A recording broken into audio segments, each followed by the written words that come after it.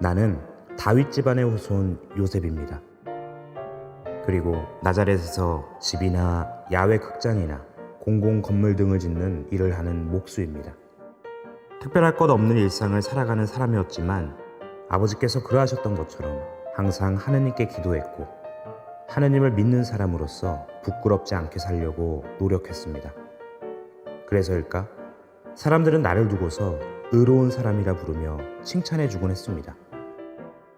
하루하루 열심히 살던 중 조용하고 소박한 여인 하나를 바라보게 되었습니다. 마리아. 사람들 눈에 띄던 여인은 아니었지만 소탈한 그 모습이 더 마음에 남았습니다. 하느님께서 이 마음을 아셨는지 그녀와 약혼을 하게 되었습니다. 설레는 마음, 행복한 미래를 꿈꾸며 정식으로 결혼식을 올릴 때 장인께 드릴 지참금을 마련하기 위해서 더 열심히 살았습니다. 그러던 어느 날 약혼 여인 마리아가 임신했다는 청천벽력과도 같은 소식을 듣게 되었습니다. 아직 그녀와 함께한 적이 없었기에 내 약혼 여인 마리아의 태중의 아이가 내 아이가 아니기에 어떻게 해야 할지 몰랐고 머리는 캄캄해졌습니다. 율법에 따라 이를 고발하면 내 명예는 지킬 수 있지만 그러면 저 여인은, 아무런 죄가 없는 저 아이는, 여러 가지 생각으로 마음이 답답했습니다. 율법을 지켜야 합니다. 한평생 그렇게 의롭게 살았습니다. 하지만 아무리 생각해봐도 그럴 수 없었습니다. 그래서 그녀를 용서하고 조용히 파혼하기로 결정했습니다. 주변 사람들이 아무 이유 없이 정혼자인 마리아를 버렸다고, 책임을 다하지 않은 나쁜 사람이라고 나를 욕할 것입니다. 그래도 내가 그 고통을, 조롱을 받아들일 수만 있다면 마리아와 태중의 아이를 살릴 수 있기에 그렇게 하기로 마음먹었습니다.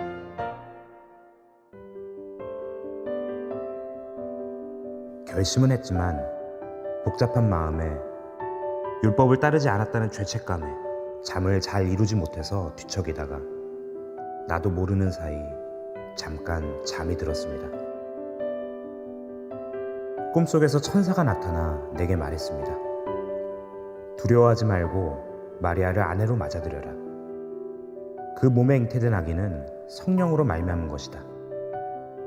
마리아가 아들을 낳으리니 그 이름을 예수라고 하여라.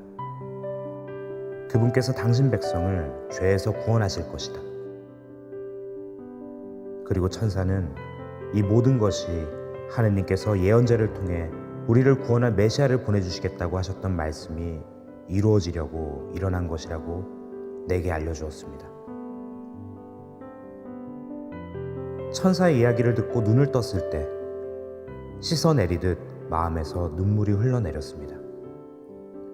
그리고 내 선택이 틀리지 않았으며 내가 무엇을 해야 할지 알게 되었습니다. 그저 마리아를 조용히 자유롭게 해주는 것이 아니라 그녀와 결혼을 하고 내 모든 힘을 다해 마리아와 태중의 아이를 보호하고 지키기로 결정했습니다. 엘리사벳을 만나고 돌아온 마리아를 마주했습니다. 아무에게도 말 못하고 얼마나 힘들었을까. 하나님을 향한 믿음 안에서 예라고 응답했지만 혼자서 얼마나 두려웠을까. 마리아의 손을 꼭 잡아주었고 서로를 보듬어 안아주었습니다. 그리고 그날 밤 하느님의 뜻에 모든 것을 맡기기로 이야기하고 남은 생애 동안 하느님만을 섬기고 사랑하는 정결의 삶을 살아가기로 서로 약속했습니다.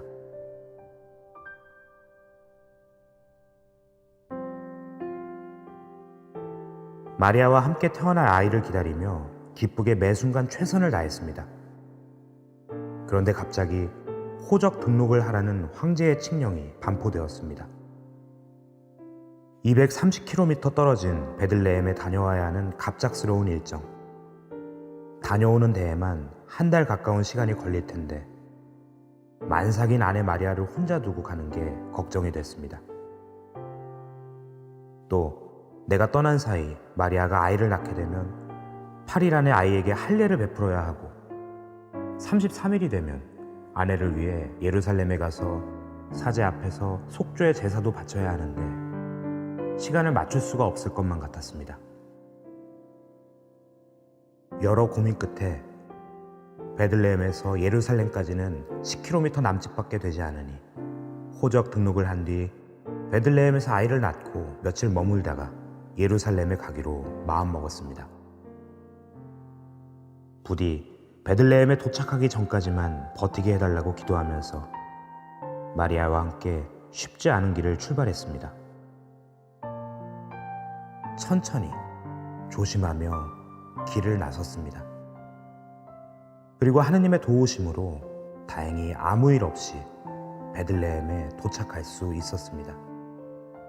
하지만 호적 등록을 위해서 많은 사람들이 베들레헴에 찾았고 또 너무 늦어버린 탓인지 묵을 곳이 없었습니다. 가장으로서, 아버지로서 이 집 저 집 문을 두드려보고 만삭인 아내의 사정을 이야기했지만 안타까워할 뿐 그들도 달리 방도가 없었습니다. 만삭인 아내에게 편히 쉴 곳 하나 마련해주지 못하는 것이 너무나도 미안했습니다. 이들을 지키겠다고 한 내 결심이 이것밖에 안 되는 것 같은 마음에 자책감이 밀려왔습니다. 해가 넘어가고 바람이 차지면서 더 이상 지체할 수가 없기에 비바람이라도 피하고자 작은 동굴로 몸을 옮겼습니다. 작은 동굴, 양, 염소 등이 쉬어가는 곳. 여기서 밤을 지새우자고 말하기에 너무나도 초라했지만 마리아는 웃으며 감사의 기도를 바치자고 나를 이끌었고 우리는 함께 제 속에 수많은 걱정들이 쌓여갈 때 당신의 위로가 제 영혼을 기쁘게 하였습니다. 라며 시편의 기도를 바쳤습니다.